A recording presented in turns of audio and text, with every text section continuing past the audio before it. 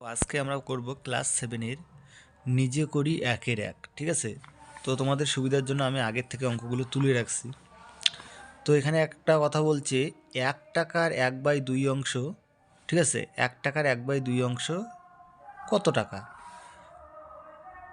তো না, ভুল বললাম, এখানে কত পয়সা আছে, ঠিক আছে, পয়সা আছে। তো আমি এটা পয়সাটা কিভাবে বার করব? তো এখানে টাকায় আছে, কিন্তু এখানে উত্তরটা দেওয়া আছে পয়সায়। তাহলে কি করব? আমি প্রথমে 1 টাকা সমান সমান কত পয়সা হয়? 100 পয়সা।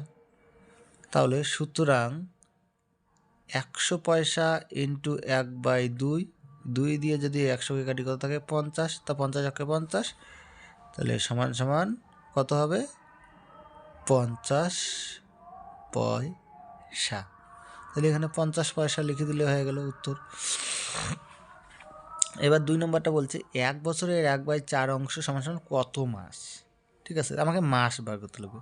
তাহলে আমি সর্বপ্রথম কী করবো? এই বছরটাকে মাসে পরিণত করবো। মাসে পরিণত করতে গেলে আমি কী করবো? 1 বছর সমান সমান কত মাস হয়? 12 মাস। তাহলে 12 মাস ইন্টু 1/4 কাটলে 3 4 12 সমান সমান 3 অক্ষে কত হয়? 3 মাস। এটা হচ্ছে কি উত্তর। তো 3 মাস থাকলে 3 মাসটা কী হলো? উত্তর।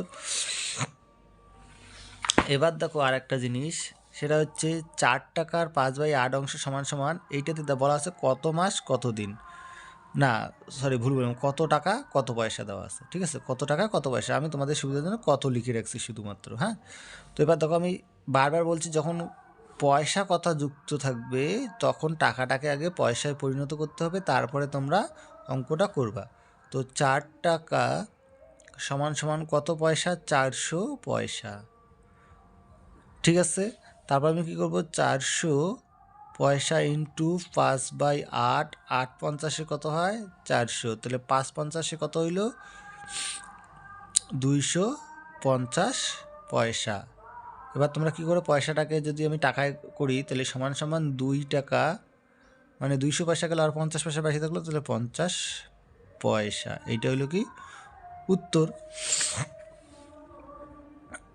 গেল। এবার বলছে 2 কিলোগ্রামের 1/4 অংশ সমান সমান কত গ্রাম? কত গ্রাম কথাটা উল্লেখ আছে, তোমার প্রশ্নের মধ্যে দেখবা এখানে কত গ্রাম কথাটা উল্লেখ আছে। তো আমি যদি গ্রামটা বার করি তাহলে কী লিখবো? আমি প্রথমে কিলোগ্রামটাকে আমাকে কি করতে লাগবে? মানে কিলোগ্রাম আছে, তাহলে 1 কিলো সমান সমান কত? 1000 গ্রাম। তাহলে 2 কিলো সমান সমান কয় গ্রাম হবে? 2000 গ্রাম। তো আমি 2 কিলোগ্রাম সমান সমান 2000 গ্রাম গেল। তাহলে আমি কী করব? 2000 ইন্টু 1/5, ঠিক আছে। তাহলে এইটাকে যদি আমি কাটি, 5 দিয়ে কাটলে 4 5 কত হয়? 20, 2টে শূন্য আছে, 2টে শূন্য, তাহলে সমান সমান 400কে 400। তাহলে উত্তরটা কী হবে? 400 গ্রাম। বোঝা গেল? তো আজকে এই ক্লাস 7-এ এই 4টা অঙ্ক করলাম। তোমরা আজকে এটা প্র্যাকটিস করো। প্র্যাকটিস করার পরে তোমাদের যদি মনে হয় যে আমরা এখান থেকে ভালো বুঝতেছি বা জানতেছি, তাহলে অবশ্যই আমাকে কমেন্ট করো এবং অবশ্যই আমার চ্যানেলটা সাবস্ক্রাইব করো আরও নতুন নতুন ভিডিও পেতে।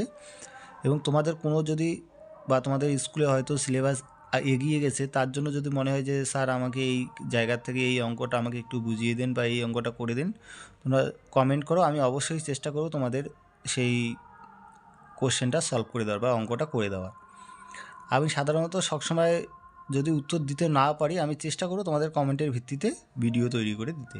ঠিক আছে, আজকের মতো এতটুকুই।